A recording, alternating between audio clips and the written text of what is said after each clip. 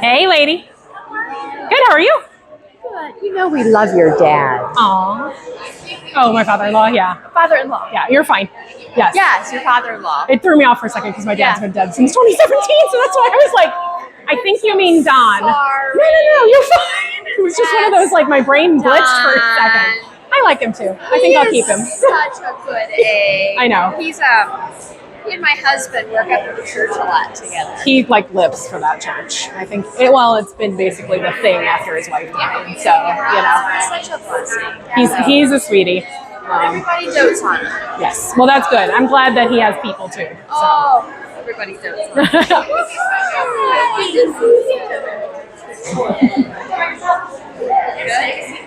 Is the plan to let Pillar to Post go first? Last? I'm fine with that. I just wanted to know. Okay. I was just going to make everybody shut up and sit down, so that's why I was asking. Oh my god. Oh my gosh. Nuggets. They're my favorite. Love this. I think it's supposed to be done here. Are you going first? I think we're going to talk before lunch. Oh, is there lunch? They're here. I don't know that there is Or lunch. a break. We're talking like I don't usually do a break. I usually just teach for 2 hours solid. So do you want to go first? Or do you want to go at the end? I'll go at the end. Are you sure? Yeah, because I was going to listen to what you say and kind of try to make our spiel off something you say. Oh, okay. Whatever's easier for you. So many people here know us. So Yeah. You can't do this simple. Hi, everyone. Right. Got it. Like, everyone has heard that spiel. Yes. I got to find something new. Okay. I'm cool with whatever. I just wanted to ask so that I can plug you. Or, Yeah. Okay, she's going at the end. Oh, okay. I wasn't sure if you wanted to. So I'll make sure I teach for about 90 minutes and then I do Q&A. So I'll leave space at the end. Okay. Sounds great.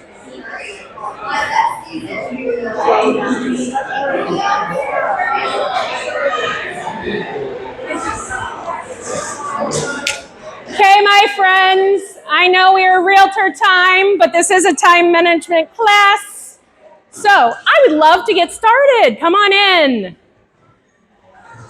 Welcome to my tongue twister, click less, sell more. My goal by the end of this is that you have a minimum of 5 hours extra in your week because I've helped you with some simple tools to save you a ton of time. I know that as entrepreneurs, we spend a lot of time in our email. We spend a lot of time in our calendar, and we have a million tasks on our to-do list. So I'm going to cover those things and help you buy back some of that time. So the reason that I am truly passionate about this mission, this is a photo of my son, Thomas. He is 4.5 now. However, he was born with a heart defect. So from birth until 6 weeks, when he had his first open heart surgery, he was hospitalized and actually didn't come home till he was about 3.5 months old. Now at 4.5, he's had 6 heart surgeries. So he is my everything, right? He is my heart, truly. And what I realized when I first had him was I was working 60 hours a week. I mean, I loved my job, don't get me wrong. But things changed, things pivoted, and I realized how important it was to have something bigger than myself be my motivator. So it's not money, it's not leverage, it's not opportunity, but for me it was time because this kid is precious to me, right? He is truly my everything. Prognosis is good, this is not meant to be negative, but I needed to change the way that I operated so that I could spend more time focused on my kid and what he needed for all of his heart complexities. So now I get to be his mom first and foremost, and I actually have the opportunity to run about 4 businesses in under 30 hours a week so that I can make sure he gets his heart medication in a timely way, okay? So this is why this matters to me. So like I said, I'm a business coach, I'm a trainer, I used to run a brokerage, so I understand what you guys are going through as real estate agents, as team leaders, all of that. But I found that my genius zone, my passion space, is really helping people remove friction from their life. So this is removing friction if you've got intellectual property, because I can use my education background and help you organize it. It's removing friction in operations if you have a bunch of systems or no systems and you need help getting simplified. That is what I'm here to do. So I'm going to help you with some of the most simple tools and systems that you probably use every single day. So I know that I'm going to throw a lot at you. This is scheduled for a 2-hour class. And so what I want to do is I want to offer you guys all of the slides plus some tools and resources. So if you scan this, it'll pull up your native email client, or if you have a laptop, you can totally do it this way.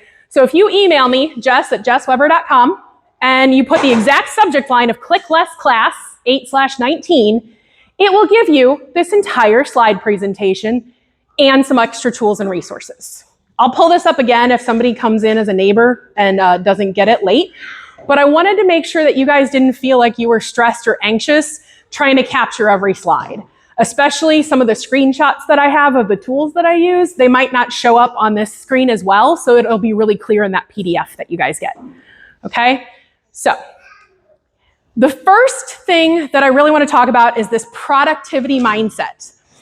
For anybody that knows me, I'm a bit of a reader. I'm about 200 books in this year, I think. I quit counting after a while because it's just a big number. But I love reading, and I love learning, and I love collecting knowledge to help give it to other people.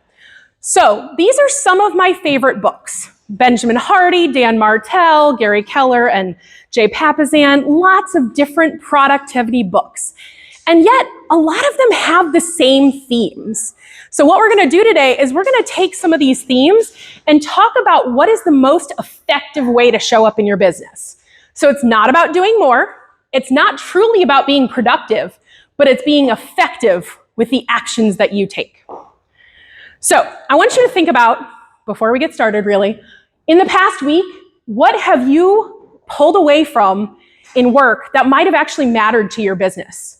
Where did you get distracted with interruptions or back-to-back appointments? Did you get overwhelmed by the email? How many of you are Zero Inbox Club? Okay, you three are my people, and everybody else, I love you, but I'm going to help change your life, okay? Never-ending to-do list. I know one of my clients, when they first joined me, showed me a task list of 243 tasks that they said they had to accomplish by the end of the month. I cried, and then I said, no. I said, let's figure this out and figure out what actually moves the needle. So this isn't really about more productivity. You're not behind, you're not broken. You are running a high demand business, okay? And honestly, you probably don't have the right systems that support your business to make you the most effective in it. So it's not about more hustle, it's not about more time, it's about having a better foundation to, again, be more effective. So where most agents that I've worked with in the past struggle, double booking, overcommitted, no time, because like literally every agent I talk to, they're like, I wish I had more time to do this thing. A lot of them, you don't use a calendar, you let it use you, right? So you only show up when something shows up on it, but you're not actually using it as a tool. Your inbox never stops pinging. It's constant notifications with incoming emails, and yet you might get distracted because you had 7 new pings and only one of them was the DocuSign thing that you were actually waiting for because your client finally signed it, right? Your to-do list and your calendar aren't even speaking the same language. So your to-do list might be a pile of sticky notes and your calendar might be a wall calendar and they're not speaking. So our goal is to marry all of this and make it simpler for you. 72% of entrepreneurs report being directly or indirectly affected by mental conditions like neurodivergence. So that means neurospicy is my favorite way to say this, but ADHD is the most common. I have it, I admit it, I'm okay with that. And the reason I bring this up is because it is not a detriment, it's not a problem, but it means you have to operate differently. And so most entrepreneurs have some level of uniqueness in their brain, and yet they sit there and they try to follow a structure or a mold for somebody who is neurotypical. They try to follow that 40-hour work week. They try to follow a time block calendar where everything is laid out in advance. That doesn't work. So here's what's actually happening if you happen to be spicy like me. Dopamine addiction. The constant firefighting actually makes you feel productive and feel good. And so you're like, oh, yay, ooh, a new fire, ooh, a new thing. And then that's why the to-do list becomes 243 things, right? Or you're like, ew, that to-do list is boring. I'm gonna go do this thing, like recreate my logo and change my brand colors because I need an update, and that's gonna be the thing that gets me more business. Or you don't like hearing no, and you don't like saying no, so you say yes to too many things. But when you say yes to something, it means you're saying no to something else. So you need to be really intentional with your time and be okay with saying yes or no. So, Dr. Benjamin Hardy, I'm going to quote him several times, massive fan of his. I've read all his books too many times. In Willpower Doesn't Work, he says, you don't rise to the level of your vision, you fall to the level of your structure. Now, I know structure sounds kind of like a dirty word. A lot of people don't like it. It's okay. Structure, systems, standards are all interchangeable here. So, he has this incredible visual that now is ingrained in my brain that I wanted to share with you in his newest book, Science of Scaling. What he says is we all have goals. Everybody here has some sort of goal. It's a production goal, it's a business goal, it's a life goal. I don't care what your goal is. I told people at Mega Camp last week, my goal was to be on the stage as the keynote in 3 years. You know, everybody has a big goal. We have a lot of competing priorities that we feel are going to help us get to that goal. So all these vertical lines right here, these are different priorities. When we get started with things, we have a floor. So typically speaking, we start at the bottom of this. And if you notice that frame right there, you're looking at all your priorities and they all feel equal. They all feel important, okay? But here's the thing. That's because we're distracted by the priorities and not focused on the goal, okay? So your floor is your current standard and systems. When you have clarity and you are able to focus, then you can raise your floor, so you're raising your standards, and suddenly you start to realize that not all priorities are created equal. Not everything moves the needle towards your goal. Some of those things no longer need to matter. Others get achieved along the way. So it's an extremely important thing for us to recognize what is our perspective on our current environment, what are we currently looking at, and what are we focused on? What priorities do we need to actually achieve our goal, and how do we let go of the others? Okay? So again, I don't know why this visual literally broke my brain, and now every time I talk to a business owner, I'm like, hey, what's your goal? Okay, what are you currently doing? Okay, you don't need to do that, and that. So I challenge you to internalize this concept of taking a look at your priorities and the things you're saying yes to, and think about, where is my floor currently and what do I need to do to raise it? Do I actually need to do all these things?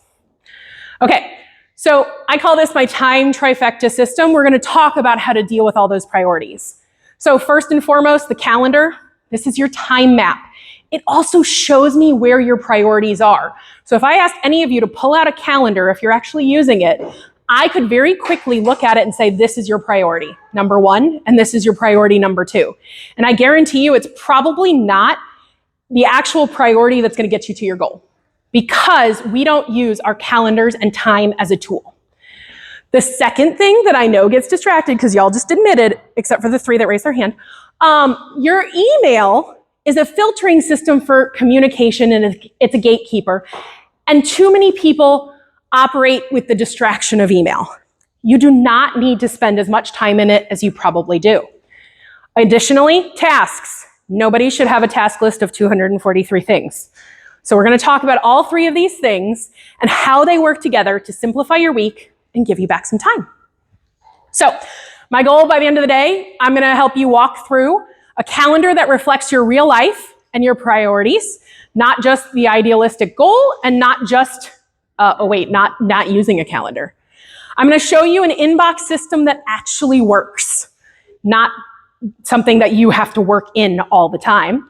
And I'm going to show you how to actually utilize a task system that aligns with your time and the way that your brain operates. So we're going to get clear structure and a realistic plan to buy you back a minimum of 5 hours a week. So we'll start with calendar. This is my favorite. It's your backbone of your business. It's the backbone of life and success. It shows me your priorities, and it's not a list. This is a map to success. So it shows you exactly where your energy is going, and it can help you identify where you're going to burn out before you actually get there, if you're using it as that tool. So it's going to show you how to balance reactive time with deep work, and we're going to look at how to make your ideal week visible and measurable. So why most agents avoid using the calendar? How also. They don't use it because they don't like to put a bunch of meetings on there and then have to figure out all the time and the logistics and all the things, so they don't put buffers between meetings, and they're just like, if it's on my calendar, I'll be there, I'm good, whatever. Many agents struggle because they feel like everything is urgent. Everything has an equal priority, right? And most people don't build in space for thinking, for follow-up, for studying, for learning. And so when I look at a calendar, it feels chaotic and messy and stressful. But the goal really here isn't to be busier. It's to move through time and move through life with more intention. So if you have something like that on your wall, we're gonna change that. We're gonna move to something else. And it's not because I'm opposed to paper and sticky notes. There's a tactile thing that's very appealing there. But everything that I'm gonna show you today is in a digital sense, because I know that as realtors, you're on your phones. You might have a tablet or laptop with you, you might not. And so I wanna help you create an ecosystem that is universal across every device and every space that you're in. Because I'm gonna be honest, I have bought probably 27 planners and written in 2 of them. I love planners. Like, you've got mail talking about school supply season is the best season in the entire year. That was me. Love school supplies, ex-teacher here. I would buy all the fun stuff and then I would forget it. I'm like, oh, this is gonna be my purse planner. Well, I just changed purses. Oh, this is gonna be my backpack notebook. Oh wait, my kid pulled it out to draw on it. Whatever the thing may be, I cannot use the physical stuff and have it be a standard for myself. It is not a reliable system. So we're gonna talk about time blocking in a digital calendar to start, okay? Time blocking means creating this space to block time for a specific task or meeting, okay? This is not putting a block on your calendar that's like 6 hours long and says, I'm doing all my to-dos today, right? That's not the way this works. It's about blocking intentionally for the right things. And the other thing about time blocking that I was taught incorrectly when I first learned this phrase is you do not sit there and put all the blocks on the calendar for who you want to be. You actually have to plan how you operate and how you work. So when I was first time blocking, I was told to block out my entire day and then my entire week and put them as recurrent things that move on through time. So every week and every day would look the same. I'm gonna tell you that lasted about 12 minutes because life got in the way. And so there is a way to use time blocking effectively, and it is not about all that future blocking of, oh, ideally, I'm gonna spend 6 hours doing this and 3 hours doing that. It doesn't work, right? Lifes. So you have to be able to adjust and flex for it and understand that not every day is gonna look the same, not every week is gonna look the same, and that's okay. Giving yourself permission is okay. So you don't, if you're struggling with this, you're probably somebody who's not actually protecting time for needle moving activities. So as I said earlier, if I asked you to pull up your calendar, I could tell where your priorities lie. And it's probably not on the things that actually move your business forward. So we're gonna look at this. Gary Keller, Jay Papasan said, extraordinary results happen only when you give the best you have to become the best you can be at your most important work. So you have to be intentional. So what a calendar built for you should look like. It's got an energy-based structure, not a day-to-day structure, not a week-to-week structure. It should focus on how you show up. And everybody in this room is different. I'm the type of person that can wake up at 5 a.m., read a book, or half a book at least, and then get up, deal with my kid, take him to school, do all the fabulous things, get all my work done, and be done by 2 p.m. so I can go to school pickup. That might be the complete opposite. I'm going to pick on Jason because I know him. Jason might be like, I'm going to sleep until 10, get up, go to the gym. I'll start work at 1, and I'll do my lead gen, and then I'll do stuff, and then I'll do appointments, and my day ends at 7. Good for you. If that's how your energy shows up, that's what your calendar should reflect. Not everybody's calendar has to look the same. Personal time. This is a non-negotiable. So before you start putting in work things on your calendar, I need you to figure out what's important to you personally and put that in first. So I call it bookending your day. Where are you putting your morning routine? What is your morning routine? That goes in first. So mine starts with some mental stimulation, some physical workout, and my kid.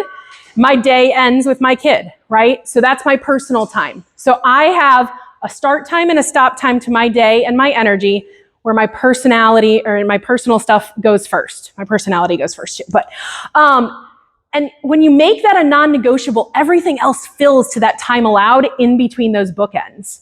I once heard another coach call it spanxing your calendar, if that's more entertaining. You know, suck it in, make it small, make it intentional. Go ahead and use that phrase as well.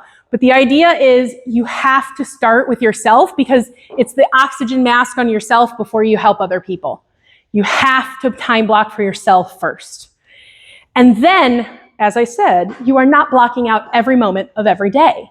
You have to be okay with putting in space to do deep work, to do learning, to grow as a human, or you will burn out. So I'm going to show you some color coding and all sorts of fun little tricks and things, but I want you to be really intentional and be okay with taking a couple hours a week, maybe, to read a book, to do some learning, to focus on something new that moves the needle forward in your business that maybe you haven't felt like you had time for. Deep work is important and learning is important. It is not all lead generation and appointments and transactions, I promise. You can have a very big life and a very big business if you're intentional with it. So every time I show this picture, it causes some people anxiety. Did I do that to anybody yet? Jason, thank you for being honest. Y'all, I don't know that I trust you. But seriously, this is my visual just to show you how to map energy, how to map priorities. I don't want your calendar to look like this, but this is where we're headed. This is where you can gain practice. And I'm going to show you a real life screenshot of my calendar that I took yesterday later on. So I'll prove to you how this works. But the point is that gray stuff, that's my personal time. So that's my Spanxed calendar. Put that in first. Notice different days have different start times, stop times. That's fine, because maybe I have Bible study on Wednesdays, or I've got book club or whatever. It's okay. But then everything else fills to that time allowed. The reason the colors are stacked closer to each other, so that darker blue is separate from the light blue, separate from the green, is because there's time built for deep work. There's time built for appointments and people. There's time built for tasks or admin things. And when you smush those together and stack them together, your energy flows better, okay? So this is what we're headed towards. I do not expect you guys to walk out of here with one looking like this, although if you're playing on your whatever tablet thing, Mr. Furlow, you can get it done before the end of the class. So, I mean, challenge accepted, right? Okay. So let's talk about this. Some of the ideal blocks that you guys as agents might find useful. Lead generation blocks. So this could be DMing, this could be texting, this could be writing golden letters, this could be door knocking, this could be networking events. This could be your kid's PTO thing. I don't care what it is. Lead generation can be a block. Appointments. This is like whether it's Zoom or in person, it's a two-way conversation with another human. Administrative tasks. This is all the paperwork. You know, you actually have to submit the DA to get your commission kind of thing. That's important. Admin tasks can be a whole nother type of time block. This is creating your newsletter and scheduling it out. This could be content posting. Trainings. So my class could be on there as another type of time block, right? And then your personal time, of course, comes first and foremost. So these are just a couple ideas. You don't have to use them. But the idea is that you think about the overarching things that are priorities in your business and create blocks associated with those. So I want to show you my favorite tool inside Google Workspace. So this works if you're a KW agent and you're using the KW email, or if you're an independent person who has like a Google Workspace account. This is a feature that shows up. If you're using an @gmail.com email, it will not show up, okay? But Time Insights is literally my favorite tool inside Google Calendar. So the color coding isn't just color coding for the sake of color coding. It actually starts tracking your time based on the colors that you choose. So when you look at your calendar and you hover over a color, and I'm going to show you what that looks like, it actually shows you how much time you're spending in each space. So that's why I'm saying if I looked at a calendar, I could very easily say, oh my gosh, you said that lead generation is your number one priority because you're trying to get more transactions. But when we look at your Time Insights, it looks like admin tasks are taking up 80% of your time. That might be a space to hire somebody, find leverage, something like that. So these Time Insights can be used over the course of a day, a week, a month, a year. You can look at it globally across the Google platform, and it'll really help you start to gain clarity on where you're actually spending your time. So it's visual feedback to spot imbalances. When you say, hey, my priority is this, but then your calendar says this, it's an opportunity for you to learn from that and adjust. So if you're inside Google, like I said, I know these pictures are kind of small, which is why you guys all have the PDF version. But if you're inside Google Calendar and you go over here right under the calendar where my arrow is pointing, there's a section called Time Insights. I promise it's already always been there, but nobody ever uses it. Literally my favorite discovery of all time. Okay? And so when you do that, it pops up this sidebar here on the right. And you can toggle between type or by color. So I'm a big color person, visual, it appeals to me. I did teach elementary school briefly, and then I realized I was crazy and I had to go to middle school. But Time Insights are incredible. So when you actually set them up and you start labeling each time block, you will see this develop. So this is a live photo of my actual calendar, don't judge me. But when I hover over red tasks, it actually pulls up all my red tasks for the week. And then it says, hey, you've done 8 hours of tasks this week. If I hovered over client coaching, that would be 5.5 hours. If I hovered over, let's see, I've got travel on here. I've got 1.5 hours of drive time in there. It's okay to put that in there. There's up to, I think, 13 colors that you can use. If this is overwhelming, start with 2. Dollar producing activities, non-dollar producing activities. Start simple. You can always come in and change it later. So what I did is I created buckets for all the things I do. Personal, meeting, tasks, learning, creation time, business number 1, business number 2, business number 3, right? And so I put everything on one calendar. Now I was talking to Todd before this started and he goes, I had 5 notifications for this class. My bet is that you are not using one universal Google Calendar. Since you're an Apple person, I would bet that you're using iCal, which is not Google Calendar. Okay, friends? If you have a Samsung like me, you know, the superior phone, thank you. I knew I loved you, not only because your last name's Weber, but come on. No, but seriously, most people don't realize that their native phone, native computer, native whatever tablet app is not a Google app. And so they're using the Samsung or the iPhone product. And then it doesn't play nicely with your Google product. So I'm going to challenge every one of you right now, if no matter what type of phone you have, this is not a statement, go download the Google Calendar app. okay? Quit using iCal or Samsung Calendar or anything like that. Go use the Google Calendar app. Put it at the bottom of your phone in your quick thing or whatever you need to do to start practicing it. And it will take time to get to this point. Like I said, I don't expect everybody to do this today, but the second you start transitioning and focusing everything in one Google Calendar, it's going to feel very different. Now, I did mention that I run 4 businesses. That means I have 4 different Google accounts, right? I have 4 different calendars. You can have them lay on top of each other, but what I would challenge you to do is pick one primary. So this is my I Love Coaching email. I use this calendar for everything. So my personal coaching business, my KW business, all of my other calendars, I actually have them sync to this one, and then I only put my time blocks on this calendar. So I can see what's happening on others. Like if somebody invited my KW email to something, which I think like, Tony or Haley did for this event, I just hit copy and I put it on the other calendar.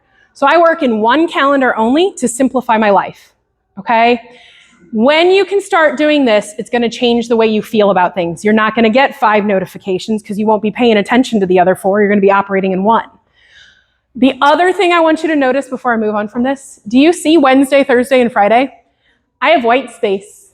I have not time blocked the entirety of my day yet. The only thing I currently have on here are appointments, events, and meetings, and my Spanxed time of taking my kid to school and picking my kid up, okay? So this is what I'm getting at, is time blocking. You don't have to do it future casting. You do it for the moment. You do it for the day. So what I do every morning is I log in, I take a quick look at my email, which I'm going to show you how to do next, take a quick look at my tasks, and then I block my day. That's it. I do not future block out. Because life's. It's okay to adjust. So giving yourself that white space, you're not constantly clicking, dragging, deleting, and like playing Tetris with all these time blocks, is going to make it feel so much better, okay? So, oh, hey look, I forgot I had an arrow there. But point being, when you hover over those, it makes them light up. It's real fun. If you are addicted to color and, shiny objects and things like that, squirrels, whatever. But here, start simply. So, yes. Why color? Why color? I kind of want mine just to all be gray. Well, so there are variations. Like one of my other calendars is almost all like gray and blue. So I use like the variations that they offer there, but those are Google presets, unfortunately, not something I had to choose. So again, you could start with 2. You could do like the black or dark gray and a light gray and say dollar producing activity and non-dollar producing activity, and then go from there. So you can start with just 2 time insights to be aware. Oh, for time insights. Yeah, that's time insights specifically. So the colors are defined by time insights. Yeah, I was trying to think, why would I include colors? Because that's how they made time insights work. Yeah, And so I'm waiting for, nobody at Google is listening to me when I'm like, hey, can I choose my own colors? So like I could say tasks are red, blue, or green, but I had to choose from their list of 13. Does that answer that? Okay. So again, remember, the reason this is hard is because people don't use it every day. You have to be consistent with it. You're trying to manage your time across too many apps, Todd Furlow, too many tools, too many things. Thank you for being my guinea pig. And you don't have a repeatable habit, like logging in every morning and saying, here's my time blocks for the day. So this is where it breaks down, and this is what I'm going to challenge you to start habitually practicing. Okay? So your strategy, weekly, make sure you've got all your appointments in there, right? You're probably talking to clients. You've probably got maybe an appointment if you've got a coach, something like that. Get those blocks in there, and then but your start and stop time should already be in there. Your Spanxed calendar should be done. Then daily, check it, fill that remaining white space with 1 to 3 priority actions. Nobody's going to get more than 3 things done in a day. It's just the way life is. So go and put in your priorities as time blocks, and make sure that you don't have tons and tons of blocks. You need that white space, right? So white space is going to feel like wasted space, but it's where intention lives. So don't feel like you have to go block out the whole week. Start one at a time, okay?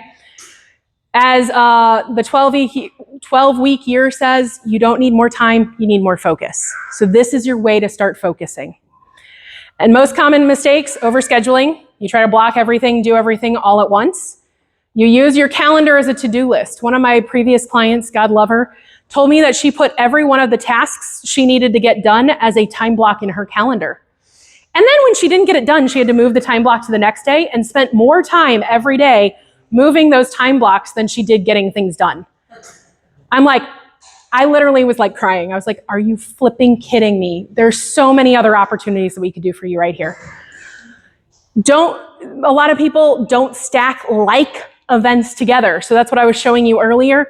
Put your appointments by each other. Put your lead generation and lead follow-up by each other.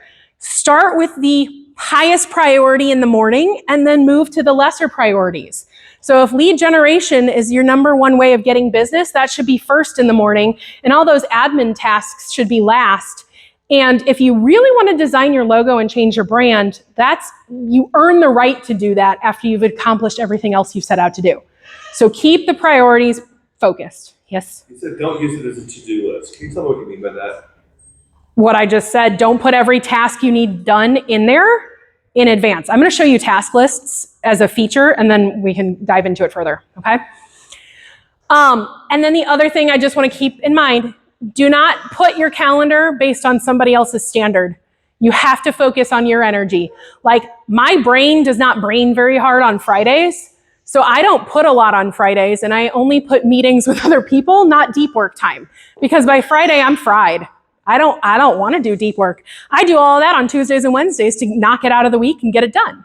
So keep in mind what your energy is and build that calendar around it. So I'm going to challenge you by today, hopefully, you open your calendar, you start using time blocks. Start simply. Does not have to be overwhelming. You can start with today's class and what you're going to do right after, and then go to tomorrow. I don't need you to go backwards, okay? Customize it to your energy, your personal commitments, your business model. Color code it based on your task type or energy type, and get it done in less than 30 minutes. Don't think too hard about it. This is not meant to be an overwhelming thing. Okay, so that's calendar. Like I said, I know I throw a lot at you. All of this is in the presentation that you guys got at the beginning. Remember, massive success doesn't require massive action. It just requires the right action done consistently. So consistency compounds. Let's focus on doing a little bit in your calendar every day to get you there. Now, one thing that previous clients have shown me is they had a 2-hour time block for email every day. I cried. I literally cried. Okay, the average person actually spends 2.5 hours per day in their email inbox.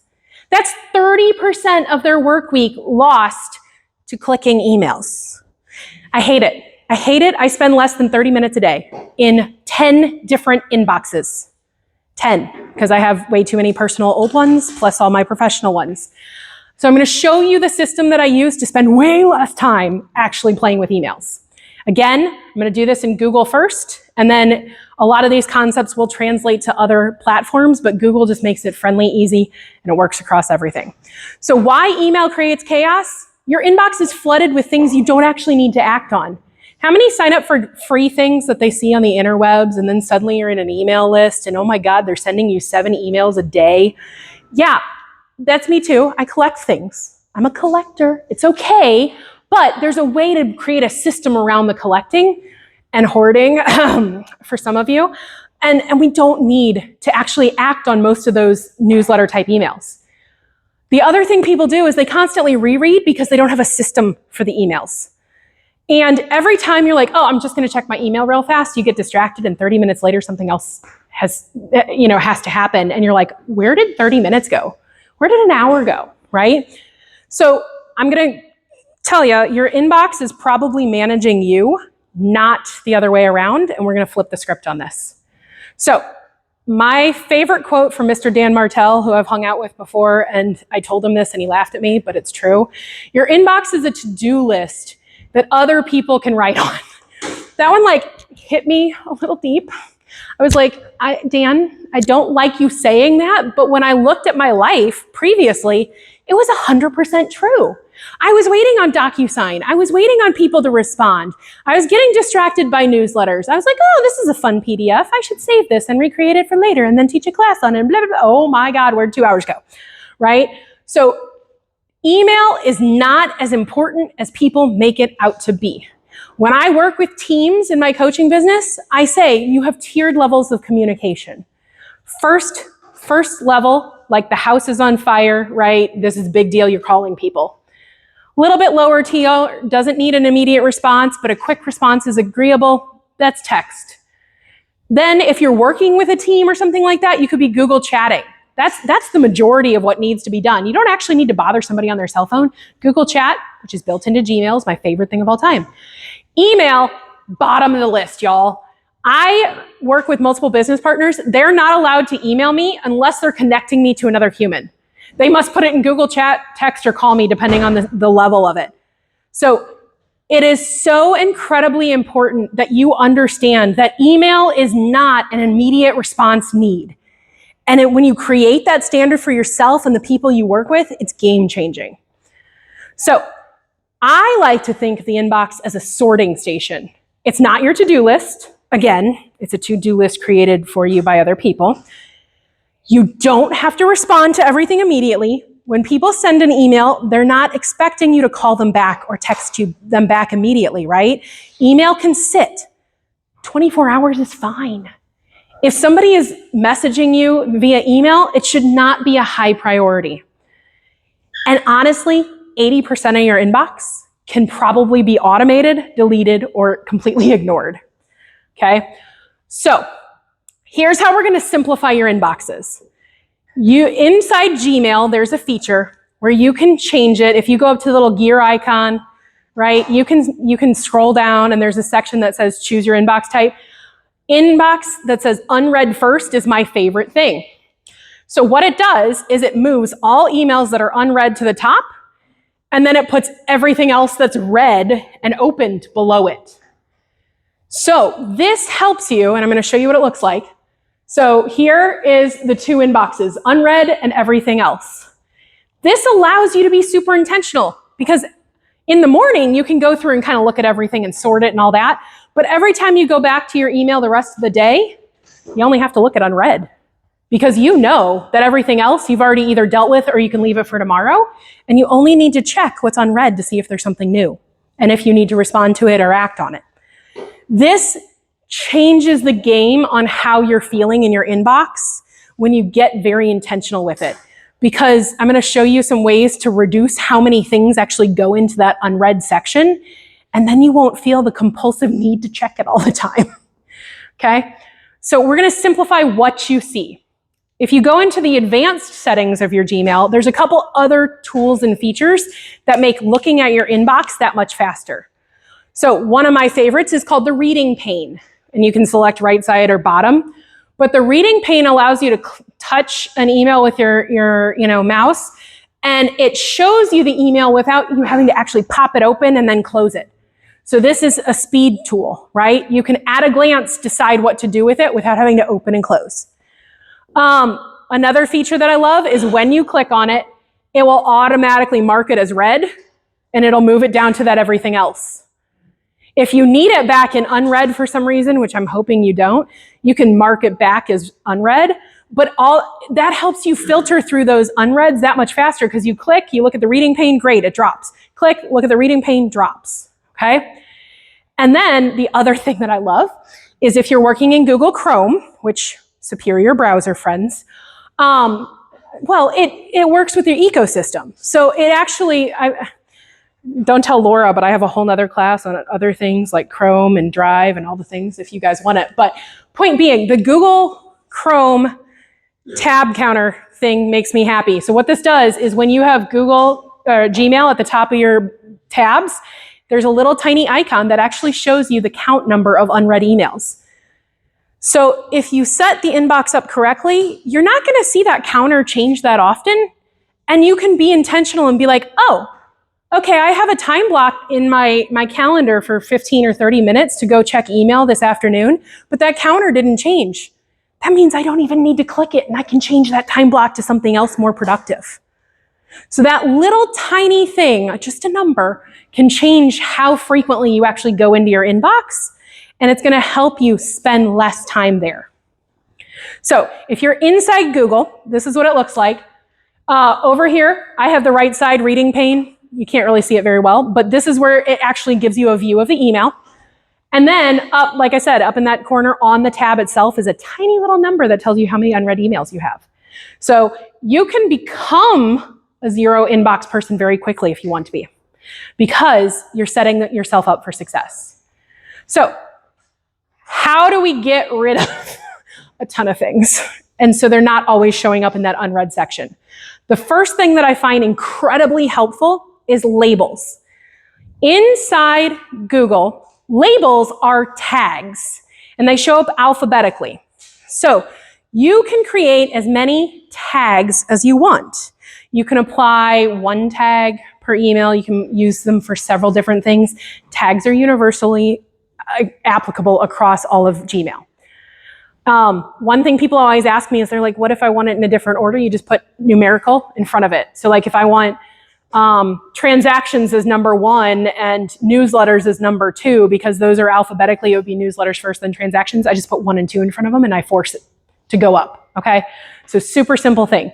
You can also make sublabels. So this is where my little neurospiciness and organizational needs gets a little crazy. But like I have one big label for all newsletters, and then I have a sub-label underneath it for every single newsletter. So KW St. Louis newsletter, Dan Martell newsletter, Alex Hermosi newsletter, whatever. I have specific newsletters for each. So that way when I'm like, you know, there was a while ago that Dan wrote this really awesome email, I'm going to click on that label and I can look at every email under that tag very quickly and find it, okay? So you don't have to use sublabels. I just like them because it allows me to be that much more intentional and more organized. Google also has a search feature, but it does it by most, what it thinks is what you want the most. So it's not by time. And so that's why I like that, the sublabel feature, because then I can look at things in order and be like, oh yeah, I remember it was about 3 weeks ago, and I can look that way.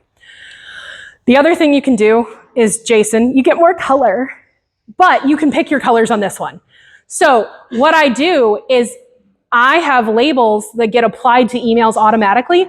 So when I at a glance look at my unread, I can see visually, oh, everything blue is from a coaching client. That's a priority that I need to look at over my like very pretty mint green that I use for newsletters that I probably don't need to read right now.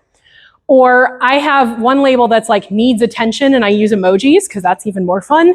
And it yells at me and it's black and it stands out across all the other colors. So you can use as many labels as you want, and the color coding can help be that visual cue of, do I need to pay attention to this now or can I leave it for later? Okay. And they can be used short term. So that needs attention one, I might put it on something to remind myself to do the thing later, but then when I do the thing, I can take that label off. So you can use them short term. If you have an admin or a VA, this is a great tool. They might put it on 5 emails that are, you need to reply to this thing, right? And then they can manage the rest of the inbox. Or they can just be there indefinitely like your newsletters, okay? So needs attention or waiting for response, something like that is a great short-term one, especially if you're working in a team setting. So I'm gonna show you what this looks like. In your inbox, on the side below all of the types of inboxes, is this lovely section of labels. There's a little plus sign right there that allows you to create your new ones. Create label, create sublabel, choose your color, all the things.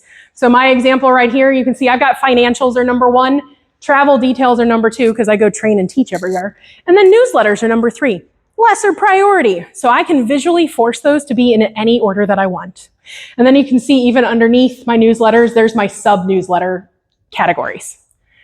So the labels are great. The inbox, unread and read, great. My favorite thing of all time, filters. So filters are the automation feature built into Gmail. They make your inbox run itself. So what they can do is you can create a filter by sender. So I could say every email I get from Todd Furlow, I want it automatically deleted. Or I could say every email I get from Jason, I want to be marked important, put a star on it, and a really pretty label that says read now, right? So these filters can be taught, whether it's an incoming sender, whether it's a subject word or a keyword, to do a certain behavior. So I don't know if anybody have noticed that when you did the thing at the beginning, my autoresponder was supposed to respond to you guys with an email. Did you guys look? Did you get it? That's a filter. All I did was set up that email in advance, and then I told it a specific subject line, which is why I told you it had to be that specific subject line. And when that comes in, what I told it to do was, I told it to apply a label, class responses. I told to mark it as read so it doesn't fill up my unread inbox. So if I pulled out my phone right now, I wouldn't have a bunch of unread emails from all y'all. It can even skip the inbox and auto archive or delete if you really want. Sorry, Todd, I love you. And you can tell it to reply with a template. So if you create a template in email, which is another great feature that nobody uses, but if you're gonna say something more than once, you should make a template for it. You can actually tell it to auto reply with a template. So now I have all y'all's emails, but I don't have to reply to all of them unless I want to, because I set up the automation to do it for you, right? Yeah. Is there any way to set the automation where you receive all of our emails, but you capture the email information without them going into individual one? Not specifically in Google, but if I set up Zapier, which is an automation tool that's got some AI built in and stuff like that, Zapier, what I could do is you tell it, I have emails coming into the Gmail and I want them to all go in a spreadsheet, or I want them to all go into Google Contacts, or I want them all to go here. Zapier can do X to Y automations.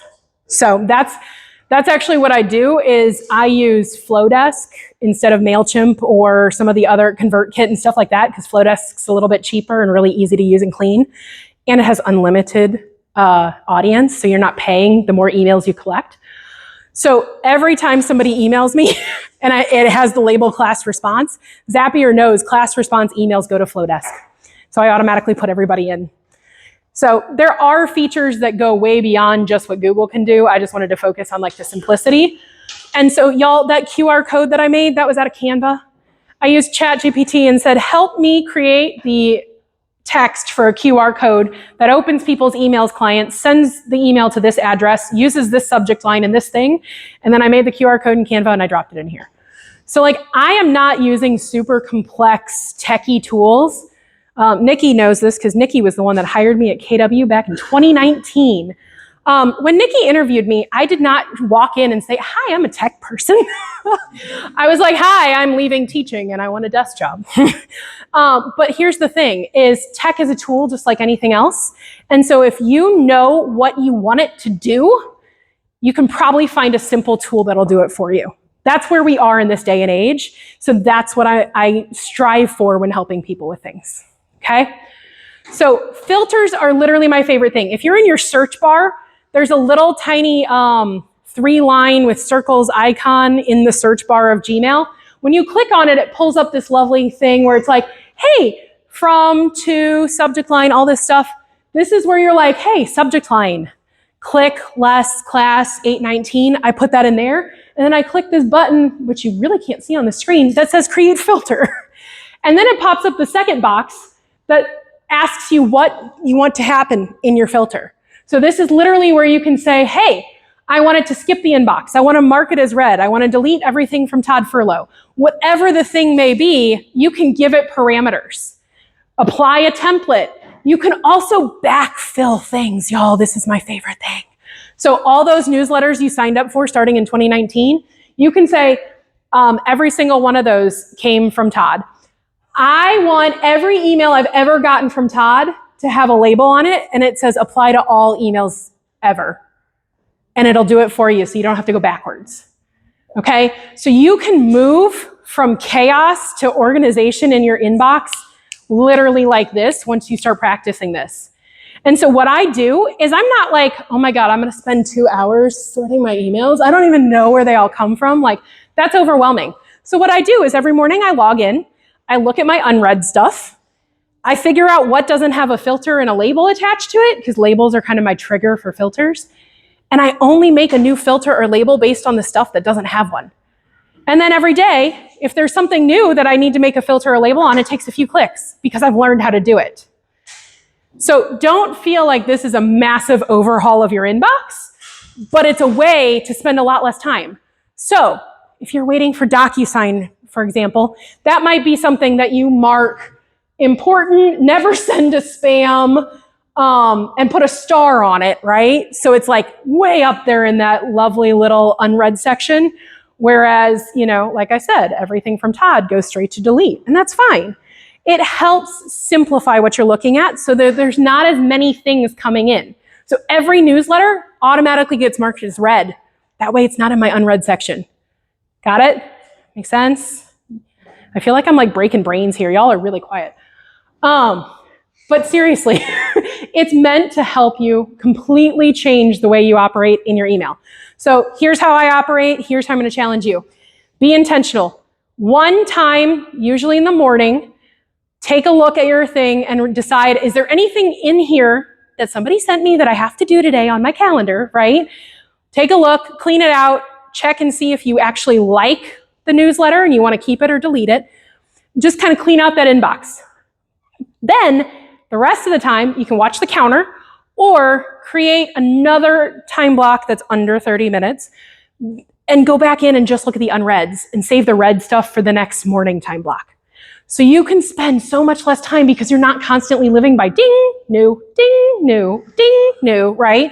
You're sitting here and going, okay, I'm going to be intentional in the morning. Whatever comes through, I know is not going to be so important that they can't wait 3 hours for me to check my email again. And then you can be way more intentional with that 3 hours, knowing that you're going to check it later. Okay? So if filters are leveraged correctly, this becomes a high signal, low distraction feature for you guys. The way that I like to think about email, if you like the alphabet and you have a 4.5-year-old who can spell and do all sorts of terrifying things, A, automate. Do every kind of automation that you possibly can so you're spending less time in your inbox. Batch. Do it in chunks. Don't feel like you have to do an overhaul of everything. And cut stuff. This is my favorite one. So those newsletters that you collect, if you don't actually read them, you can unsubscribe and delete them. I don't know if you know that. I feel like people don't give permission for you to do that. You're like, oh my God, I signed up for this list in 2017 and I have 327 emails from them. What am I supposed to do? You're never going to read 327 emails, y'all. So it's okay to delete things, especially because what they said in 2017 might not be relevant for 2025. Okay? So it's okay to delete. It's okay to archive. Your everything else does not need to be every email you've ever received. Archiving is okay because it means it stores it but takes it out of the visual. And be really intentional to just start cutting the distraction so that your email is a quick thing and you can move on. Okay? So, yes, sir. What's the difference between delete and archive? Delete means after 30 days, it will be no longer accessible. Archive means it's put in a library that's still searchable and you can find it. It's just not in the inboxes. So like trash and delete are the same thing. Okay. So like my business partner, when I met him, was like the 43,000 email person. I cried a little inside. And then I got to work on filters and labels. And now he has, the unread is like 27 and I go in and I fix his labels all the time. And then his everything else used to be every email he'd ever received because he didn't know what the archive button was. Yeah. It's right there in Gmail. When we go to Q&A, I can pull it up and zoom in and show you. No, you're messing up my time, man. I have this time blocked. I got 20 minutes per thing, so stop it. No, I'm just kidding. And I have to give our sponsors time too, so I want to be respectful. But seriously, it's super easy. So archive means it takes it out of the inbox, but it keeps it. Delete means it goes goodbye, never to be viewed again. Okay? So again, Cal Newport, one of my other favorite productivity authors. Clarity is about what matters. Clarity about what matters provides clarity about what does not. So again, that's the whole saying yes, saying no thing. So when you know what matters, it can help you filter what doesn't. So your weekly email routine, check it. No more than 3 times a day. I'd prefer once, maybe twice. Archive aggressively. Get it out of the inbox. It's not important. Read it, archive it, or read it, delete it. Respond, archive it. And then when they reply, it'll go back to your inbox. Archive can be your best friend, right? Don't save every newsletter. Just save the ones that actually have something that matter. Delete everything else. That way your storage doesn't keep filling up.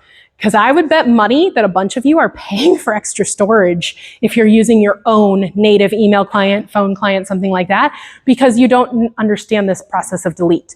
You don't need to save every email, I promise. Now, everything from clients, everything from transactions, go right ahead.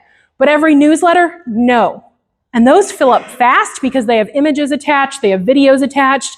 Newsletters are like one of the biggest, bulkiest things that people don't realize, okay?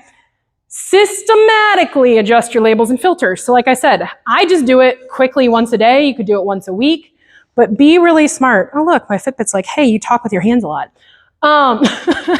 Systematically adjust your labels and filters. So be intentional. Whether it's daily or weekly, go in and just add the extra labels and filters you need, okay? It does not have to be a massive project. Don't save things you'll never read. So I want you today, tomorrow, open your inbox, set it up for success. So build some labels, start simply, choose a few, and then systematically build after that. Create filters consistently, because you're gonna sign up for new things, you're gonna have new people in your inbox. You can use, one of my favorites for real estate agents, you could have clients as your header label, and then every client couple has their own sub-label, and you can make a filter for the one spouse and a filter for the other spouse, and they both get attached to the same label, so you can see all communications from like Jess and Forrest Weber under one label, okay? So just create filters. Hopefully you're getting new clients all the time, so you need new sub-labels, right? And then stay committed, just build the habit. It's gonna make your life so much easier, and goal is less than 30 minutes a day in your inbox, okay? That'll get you back 10 hours if you were really spending 2.5 hours a day in that inbox. So if you just do this, I've already delivered on my promise of this class. Okay, third thing, Jason's favorite, tasks. So this is another feature that is actually built inside of your Google Calendar. So I'm literally teaching you two things, calendar and email. So, by the way, I don't know if you know this, James better know this, but Google, I made this slide deck in Google Slides. It has AI built in, so I can tell AI what pictures I want it to make. So I was like, I want you to make a task list that looks like a really long scroll. And it made the image for me. So I don't even have to go find pictures anymore. This is how cool Google products are, y'all. But why your task list is broken. It probably lives in too many tools. I will call a Post-it note a tool. I will call an app a tool. I will call Siri a tool. I will call your email inbox a tool. I will call your notebook and the 47 planners that are on my bookshelf tools. But the problem is it's everywhere. So you probably forget to check it because you got stuff scattered and you don't consolidate and put it all in one place. Or you find it so overwhelming that you just like to pretend those 243 things don't exist and you distract yourself with other things like logos, right?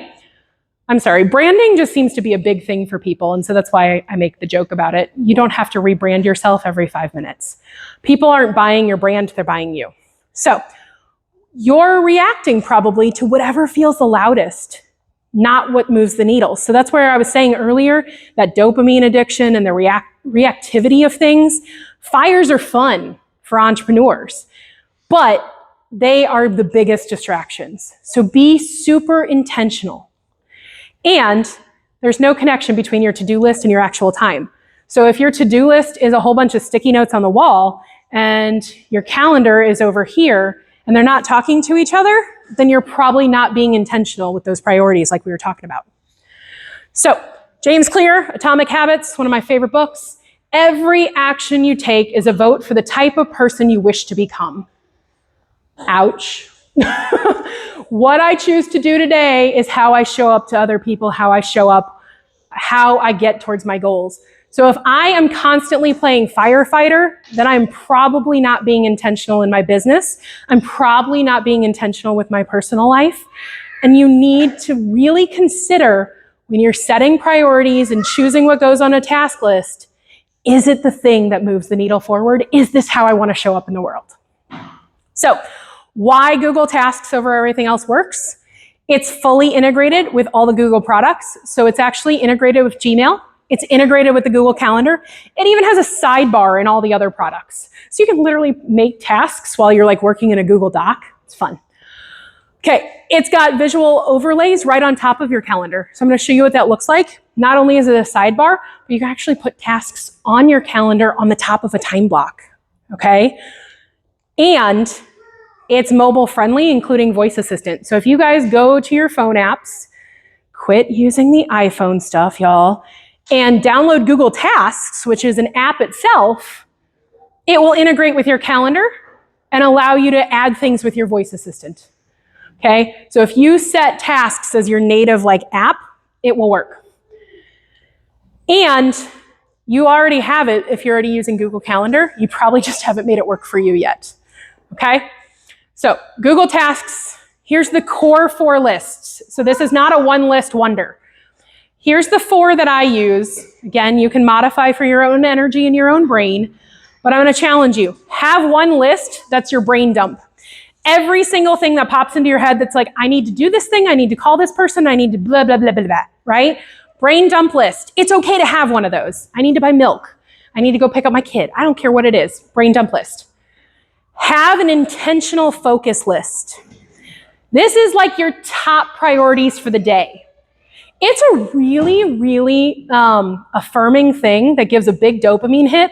When you have a list of 3 things for the day and you get to put check boxes on all 3, you're like, yes, I did the thing, right? So this is a brain strategy to help you feel more accomplished and not feel the overwhelm of the brain dump list, okay? Projects. So I know that occasionally we might want to develop something like an entire new brand. And inside rebranding, there's 14 different things I have to do. So you can create a project list and actually make the project and the subtasks. But again, you don't want those to fill up your intentional list because you might not be doing all 14 in a day. So projects allow you to stay organized without feeling the overwhelm. And then recurring routines. I don't know if you know this, but you can actually schedule tasks to show up consistently. Daily, weekly, monthly. So my 2 favorites, I'm going to tell you honestly, since I told you that I was ADHD. One is I have to text my physical trainer and my nutritionist what my weight is, how I felt, and if I stuck to my plan. I have to text him every morning by 7. So it's on my calendar and it says text Alan and I have to check it off. The other one that I have on there is at 11:30, it tells me to eat. Because I tend to forget. It's okay to have personal things on there. It's okay to have business things on there. So I have some that are like payroll. Don't forget to submit this. Don't forget to pay this bill. Don't forget to do this thing. Anything that's recurring daily, weekly, or monthly, or even quarterly or annually, pay your taxes. I don't know, estimated taxes, that's a thing, right? You can put that on the recurring routines, and that way, again, it's not going to fill up your intentional focus list. It's not going to fill up your brain dump list. But you can have a space for them that you know, hey, I'm building consistent routines. Yes, ma'am. Okay, so I need to cut in here on this. Cut in, let's go. You said a lot of things that I really need to do in order to get my ADHD mind together. However, I'm not just a visual learner, I'm somebody that needs to actually physically do 1 or 2 of these things. Yeah.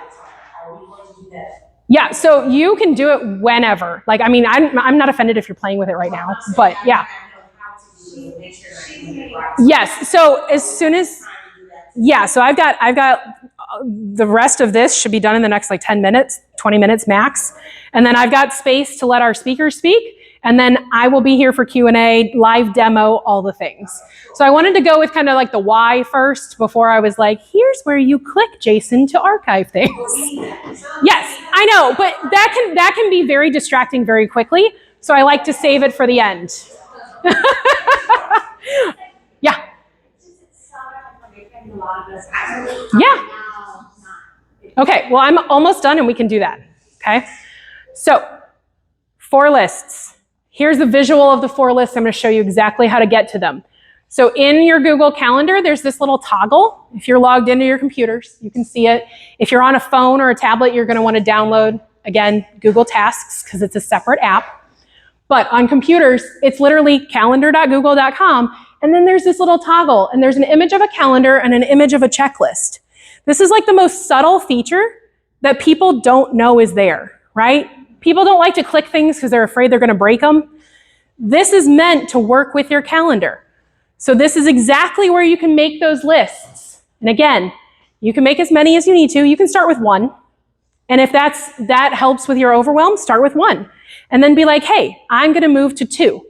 Hey, I'm gonna move to 3. You might not need projects, great. You might not want the recurring things, great, don't do them. Again, everything I'm teaching you is intentional for helping people to meet them where they are, okay? So you have to do what works for you and start somewhere. So how to organize them. This is my favorite thing that if you're on a computer or possibly your tablet, I haven't tested it with my tablet recently, but you can actually drag and drop them. So it's not even a whole lot of clicking. It's a physical like, ooh, this is fun. I have this in my brain dump and I want to move it to my intentional priority list. I can just click and drag it over, okay? If you're on a phone, it might be as simple as editing the task and saying, hey, move it from one to the other. But you can actually click and drag them and reprioritize them. So I find this really helpful when I'm looking at something that's like a larger list, like a project list or the brain dump list. And I'm like, okay, I need to do all these things, but these are the ones that move the needle forward. So I'm gonna move them to the top of the list and let the lesser priorities fall to the bottom. So you get that tactile feeling of moving things up and down. So that way you really intentionally can prioritize.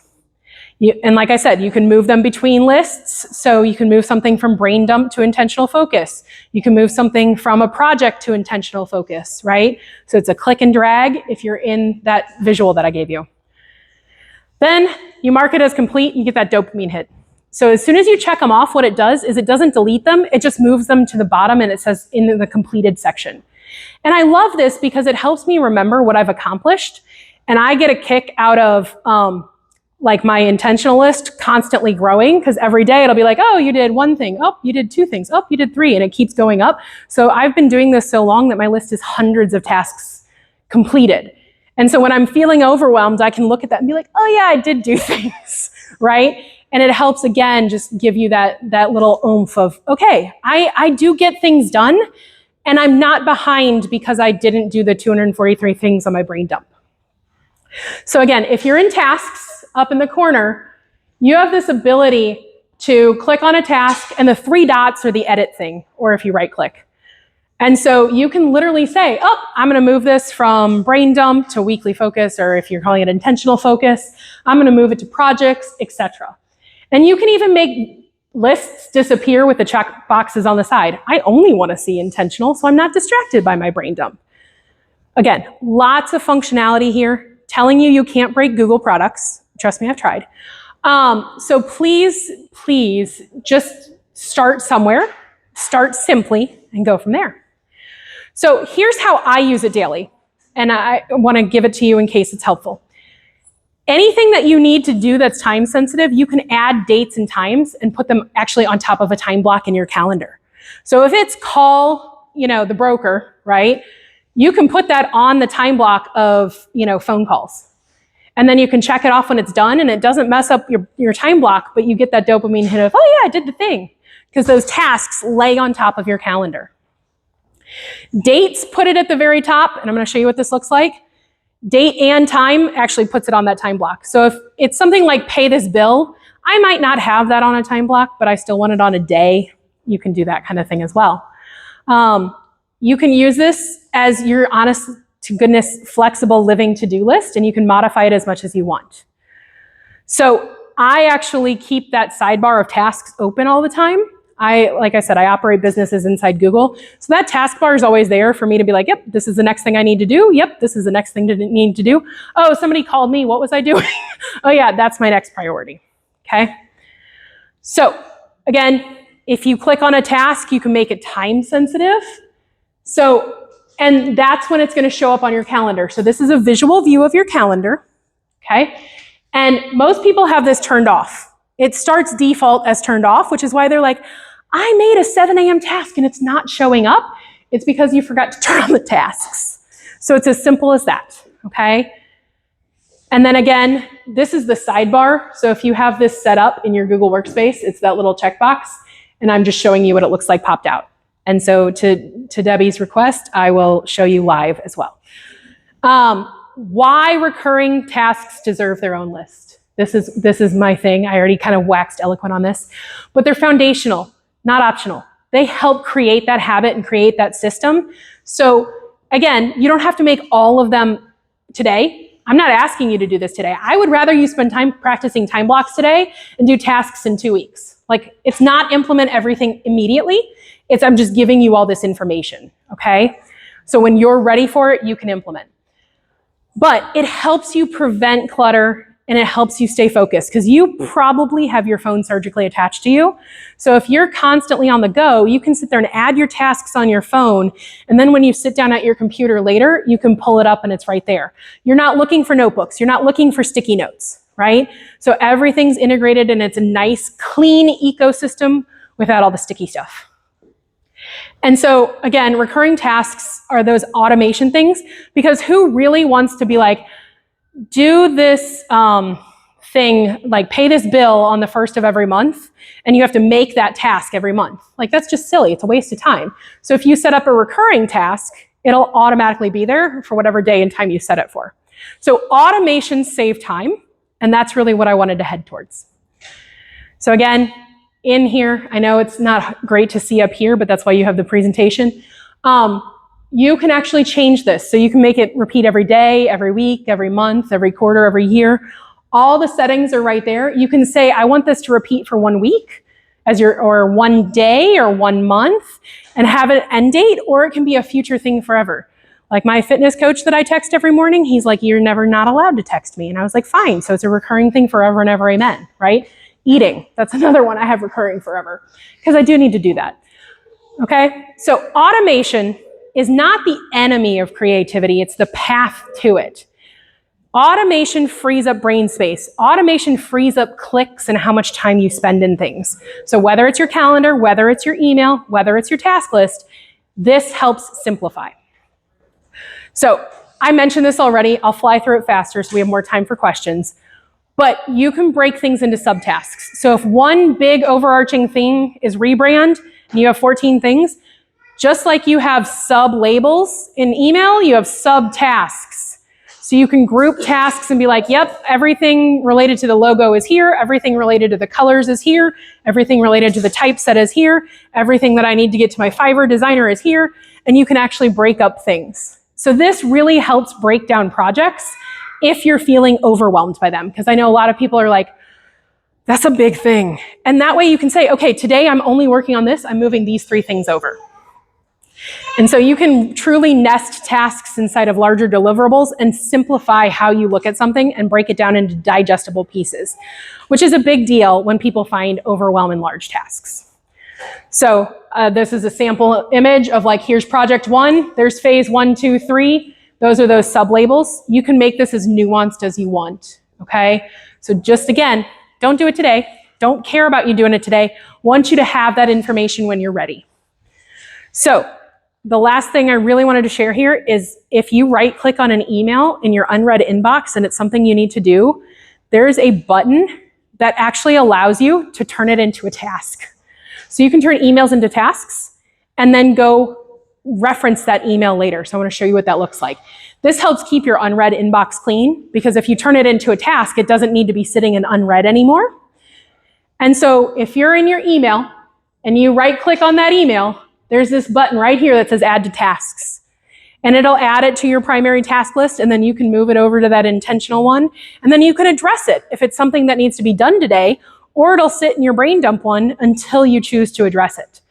And what's beautiful is when it's there, it actually will link back to your Google email. So when you click on it, it'll take you directly to that email so you don't have to go looking for it again. So this whole ecosystem is meant to help you guys be more effective and more efficient. So again, after you've practiced your calendar, after you've set up your email, go ahead and start playing with tasks. Set up the 4 lists, set up 2 lists, whatever works for your brain, and create some recurring tasks to get started. Do something simple, and then just start practicing it. Again, I didn't learn all of this in a day. I didn't implement it all in a day. I didn't build 4 businesses in a day. But at the same time, by doing this, it allowed me to keep adding things to my plate without adding overwhelm, okay? So when you focus on what's essential, life becomes easier. Okay, so this is my conclusion, take action. This is another one of my favorite Google images. I don't know if you can see it. This is Google winning the gold medal. against Microsoft products and Apple products. Gemini made this for me. AI made this for me, right? And so one thing I did want to say here is my goal is just to help you go from feeling like this to feeling like that. Not everything implemented a day. Do one thing at a time until you feel like you've mastered it, and then add the next thing in. Everybody in this room is in a different place, so start with where you are. The goal is to give you clarity, help you know what matters. Remember our priorities image from Dr. Benjamin Hardy?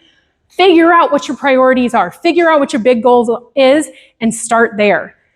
Gain back control over that calendar, that inbox, your to-dos, so that you feel like you don't have to spend as much time in them and you can actually spend time on what matters and feel like you actually know what's going on, which is important. Confidence in who you are and what you do and how you help people is a big deal. So when you multiply your time by spending time on the things today that give you more time tomorrow. Rory Vaden, one of my favorites, he's big right now on personal brand, but he wrote several books on procrastination and using time as a tool for success. Y'all, time is just a tool, just like Google is a tool. It can be used for the good, or it can be used and it can be a hindrance. And so I really want you to think about where are you spending your time, which is your most valuable resource, and how can you gain back more of it? So, Debbie, since I think you were at my AI class, yes? Okay, I thought you were there. Some of you were there, some were not. I love ChatGPT for the good it can do. It can help reduce a lot of this overwhelm too, because everything I just told you, you can put this presentation in it and ask it to help you. So if you're like, hey, Jess said something about calendar and here's where I am and here's a screenshot of it, I want to make it happen and do this thing, you can prompt ChatGPT or Gemini, which is built into your KW email, upload screenshots, upload prompts, upload entire PDFs like this presentation and say, I need help. And it will do it all for you. Tell me the step-by-step clicks to make this thing happen. It will do it for you. So if you are somebody who wants to learn it and do it and hands-on, great. But if you need somebody to sit next to you and give you some of those instructions so you're not overwhelmed by everything I just said, leverage AI to do it, okay? So understand that you have all these tools at your disposal, and you can say, hey, break down Jess's entire 2-hour presentation into something that I can do in under 5 minutes until I get everything done. It can do that for you too, okay? So don't feel overwhelmed. Like I said, I know I threw a lot at you, but I was trying to meet everybody where they were. So use the tools to help you organize. It can give you ideas on labels, on filters. It can give you ideas on time blocks. It can help you organize your priorities if you tell it what your goal is, right?